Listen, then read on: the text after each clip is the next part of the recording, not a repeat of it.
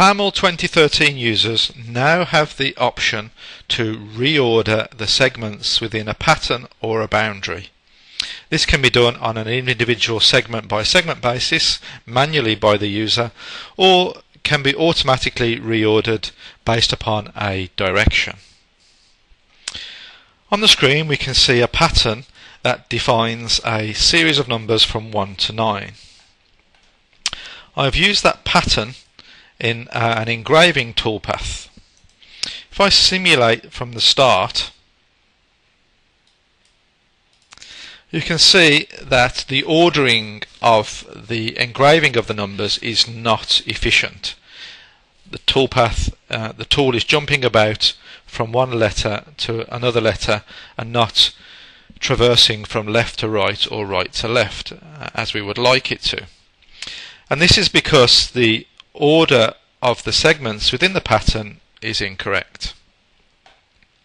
Now I could go into the toolpath or reordering and simply do an automatic reorder.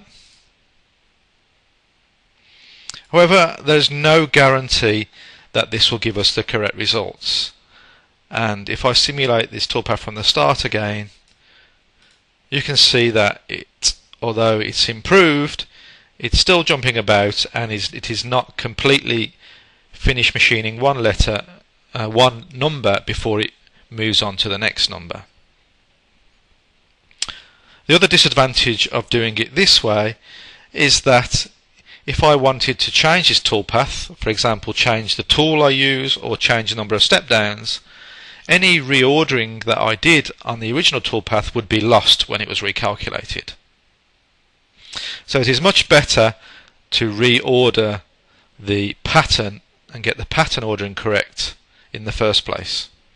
So in PowerMILL 2013 we now have this ability to do that. So I'm just going to edit and validate this toolpath, and then right click on the pattern and go into the curve editor. Now as we know from a previous demonstration, the curve editor uses the new mode bar, which makes it much easier to identify when we're in this special editing mode. So on the curve editor mode bar we can see that we have a new button which looks very similar to the toolpath reorder button. If I click on this button, we get the reorder curve form appear. If I look from above, I can label each of the individual segments. So I can see that the number 7 is the first segment in the list. I can now go in and reorder the segments manually. So for example I want segment number 1 to be at the very end, and then segment number 2, segment number 3 or number 3, 4, 5, 6 and 7, 8 and then 9.